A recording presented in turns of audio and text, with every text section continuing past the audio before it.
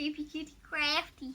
Hello and welcome back again to Creepy Cutie Crafty. Welcome back again to yet another crafting video with me, Mum, and Squinks. Today we are having a go at Embroidery. Yay! Ow. Why did you do that? So today we are doing embroidery, as you can probably tell from all the embroidery thread down here. I've heard this called several things. I've heard it called thread, yarn, floss. I think floss is more of an American word. All sorts of things. To me, it's just called thingy. It's just called thingy. Yes. I've also heard some people calling it string, which just doesn't sound right to me at all. Yeah. What are we going to be doing today? We are going to be doing embroidery of characters. But what characters are we going to be doing? Remember we spoke a couple of weeks ago about Vivsy Pop and about the demons and things that were in their show. I'm going to be having a go at doing the radio demon from Has Been Hotel, which I believe is going to be turned into a TV series at some point soon, which I'm really looking forward to. Are you looking forward to that? Yes. I'm very excited to see the show. I already watched all of the shows. Yeah, you want to see more, don't you? And what character are you going to be doing? I will be making Basil. Bagel. Basil. Basil. Babil. Amori. Amori. There's a computer game called Amori, and Squinks wants to make an image of Basil, which I keep correcting to Basil. Basil. Basil. Basil. I think it's an American pronunciation, but you've got to remember that in Britain we have a very fine tradition of comedic basils, or basils as we know, not least of which we've got Basil Brush, we've got Basil Fawlty, obviously. We've got a history of Basils in comedy and in TV shows and things. And if you don't know who Basil Fawlty is, Basil, as his wife used to call him, then there's really no hope for you, I'm afraid. You're going to have to just give up on life right now if you don't know who Basil Fawlty is. Bruh, you can't just say that. I know. Okay. You can't just say that. You might as well just go back to that cave. No. Stay there forever. No. Anyway, so we have two images that we want to do. I'm going to do the radio demon, or at least my version of the radio demon, and you're going to be doing Basil from Mori, and we're going to be doing it using these things. Now, I don't know if you've ever seen people doing embroidery. You've seen me doing Sashiko before, but I didn't do it on a hoop. I did it just sort of randomly and hope for the best. We're going to be doing it. I'm just going to move these out of the way.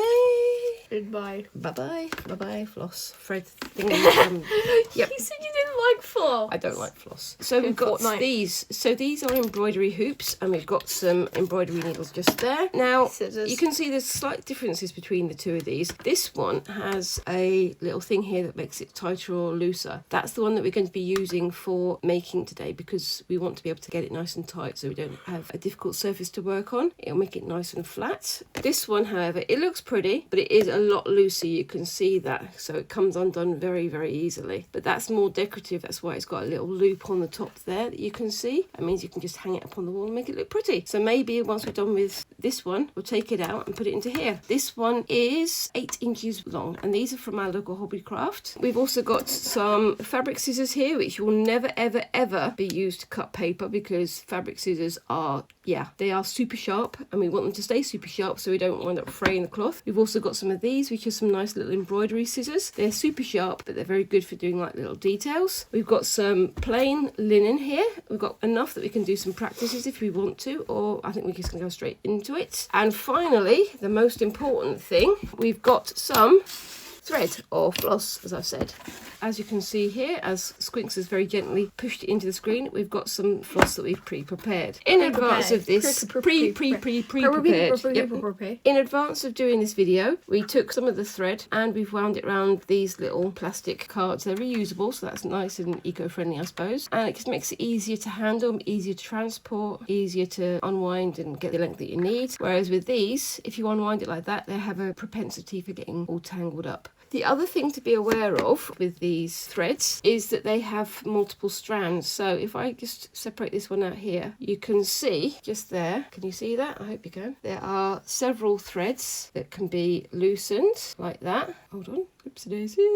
Several threads that can be loosened and separated, and if you want to do finer details or finer lines, you use one or two of those little threads, and if you want to fill in an area with colour, you use the whole thing. Okay, so what we're going to do is I'm going to move these on the back and we're going to get started. Yay! Okay, so we need to take this thing off so we can untighten it, so we can take this bit out. Take that out like that. How much you've got space on there. I've seen a few people do this online. I've never done it myself, so we'll see how we go.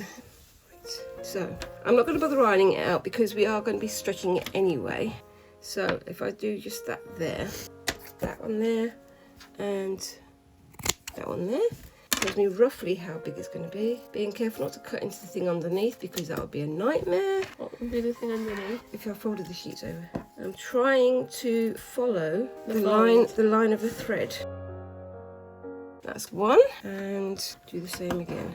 I'm leaving a bit of extra going around the outside so we've got room to stretch it. And we've got lots of linen left over that we can do another project with later.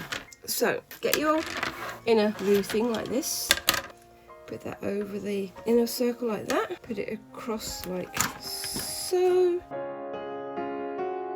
That's not done yet, so you can just pull all the way around like this just to get it nice and flat. Try to get the threads nice and straight as well, if you can see that. So on there I've got the threads going nice and crosswise, and then I'm going to tighten it up. Not all the way though, because I'm going to do another quick little bit of stretchy. Which one is too... That's tight. That's not tightening it. If you want a guide, righty tighty, lefty loosey. Can I just take that a sec? Sure. Can you see you've got this big bump here? Yeah. So there you go. You see? So it should be nice and flat now. Just going to tighten it up that last little bit. You can tighten yours Yeah, I tightened it. all the way. Yeah. Just going to get my fabric scissors. I'm not going to cut it all the way off. Just do like a loose circle around the edge because chances are it's going to move and tighten as we stitch anyway. No matter how tight it is going to move. There we go. You've got to do the same. Make sure you give yourself a good inch around the outside.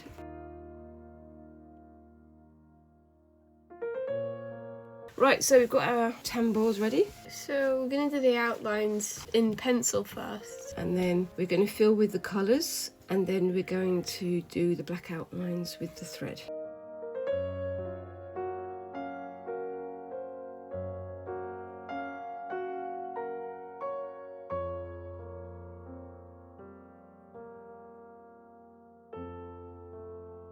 We have had a look at a few stitches to try. I remember some from when I used to do needlework classes as a young child. So in my primary school, back in the 80s, that tells you how old I am, they had needlework classes for girls and of course woodwork classes for boys. I enjoyed doing the woodwork class just as much as I enjoyed doing needlework class, but unfortunately they didn't allow me to do that because I was the wrong gender. We're not saying anything about that though, are we? What class would non-binary people take? They would put like embroidery inside of the wood. Maybe. No, I'm glad we moved on from those grey old days of my youth. I remember how to do the chain stitch, and I remember vaguely how to do a back stitch. There are various other little decorative stitches that we can use. I've also been following Create and Craft with Christine, who's doing an A to Z of embroidery stitches, and it's really fascinating to watch. I would like to have a go at like the Lazy Daisy or like the French nose. Oh, maybe the fishbone. The fishbone? Yeah. I think the fishbone would be good. I think I'm going to try and use the fishbone for some of the hair because I think that'd be quite interesting to try out. Again, we are new to this. We've decided not to have a go at practicing any of these stitches before we have a go at the actual stitching. So, Expect the worst. wish us luck. I'm sure it's going to be fabulous. Right, so we're not going to put a knot on the end. What we're going to do is find where we're going to start from. I'm going to start up here, I think. I'm just going to start doing like a little outline bit here. So if I go from the outside, go through until I've got a little bit just hanging out there. Look, pulled it through until it just catches, and then I can stitch under and back, and I'm going over the stitch underneath. I can see through the fabric. Can you see that? You have it like that? Yep. Not that small, not that small. Going to just hold it in place, and then I can go over these I stitches, don't know. these starter stitches, with other stitches later. Bless you.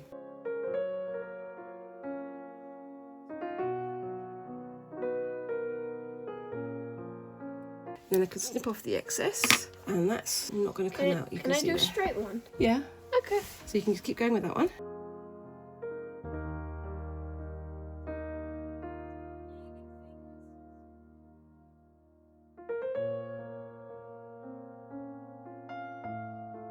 This is completely random and I like it. In the game, I think there's a point where you see something that's kind of like this, and there's one that Basil did and it's completely random stitches. So that's what I'm trying to be doing over here. So what I'm doing with this one, this is a fishtail stitch. I'm going in on the one side of the area, pushing this needle through on the other side of the area, and before that goes through, put a stitch up through the middle, so it's kind of like a V, and then stitching it down in place.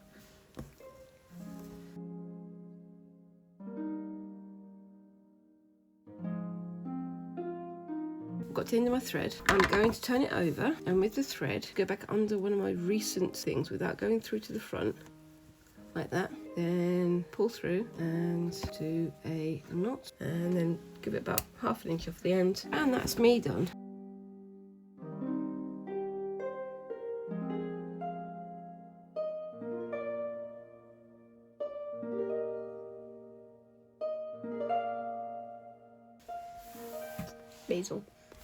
Basil so far looks very ghostly. Looks like he's about ready to haunt you, I think. Flowers.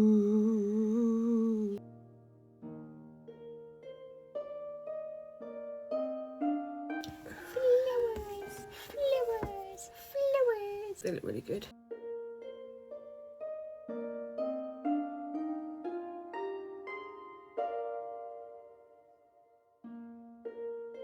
I think I made the neck too longer, but I think I'm going to keep it like that. Well, you could do, or you could just, with this thread here and this thread here, just bring it up a little bit, just to make it a bit more in keeping. Okay. Put the hair in first and see how that affects it.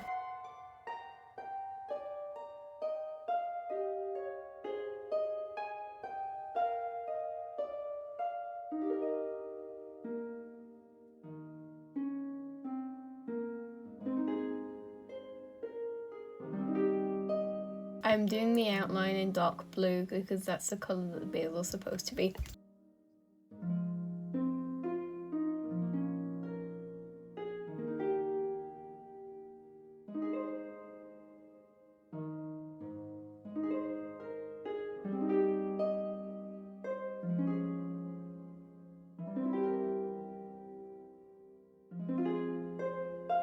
We are nearly done. I've just got to do some outlines for this one. I'm going to do some black strands, and what have you got to do? I want to add some leaves and stuff. I'm going to finish this. So, on we go.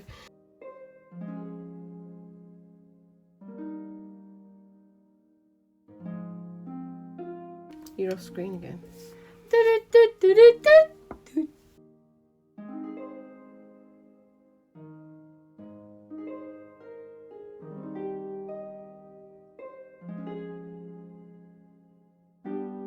We are on to the last little bit. I'm just going to use this black to do the shape of the teeth, and then I've got some white and some pink to add to the glasses. I've got to finish the border. I'll add Okay. some of these around here as well. That might be a good idea. So, let's get on with it then.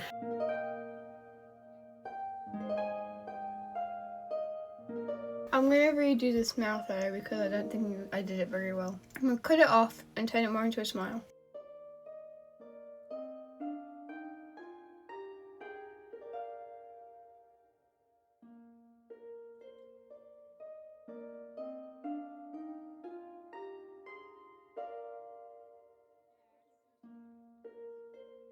And we are done. So, there we go.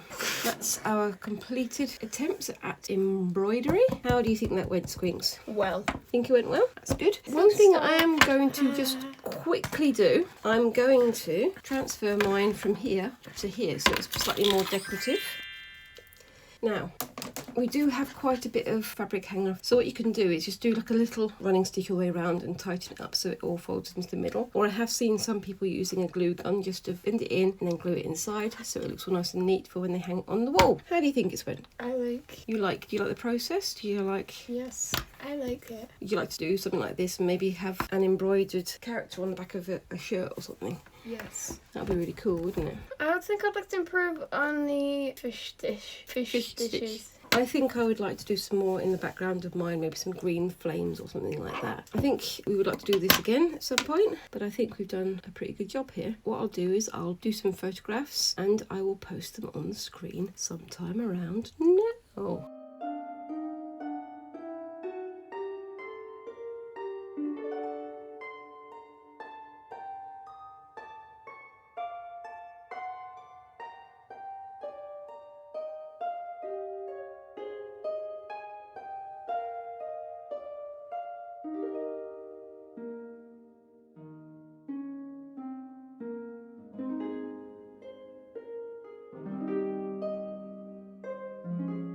Let us know what you think of those down in the comments below. Which ones do you think is most successful? Which ones do you think didn't work? I really like this sort of herringbone stitch that I've done on the hair there, but I do feel that next time I do it, I will have a lot more of that colour of thread because I ran out, and B, try to fill in all of these little empty gaps where you can still see the fabric beneath. But overall, I'm very pleased with it. I think I would definitely like to do this again, maybe for something bigger, maybe something more detailed, maybe using sequins or beads or all sorts of other things. Maybe have a go at doing something a bit more geeky. What would you like to do in your next one, Squinks? Aubrey. It's a character from Amori. Okay, so it's another Omori character. I would like to do one of Butters. From South Park. Yes, but if Butters did embroidery. I've got one thing before we go. The most amazing thing ever. The final reveal of Embroidery.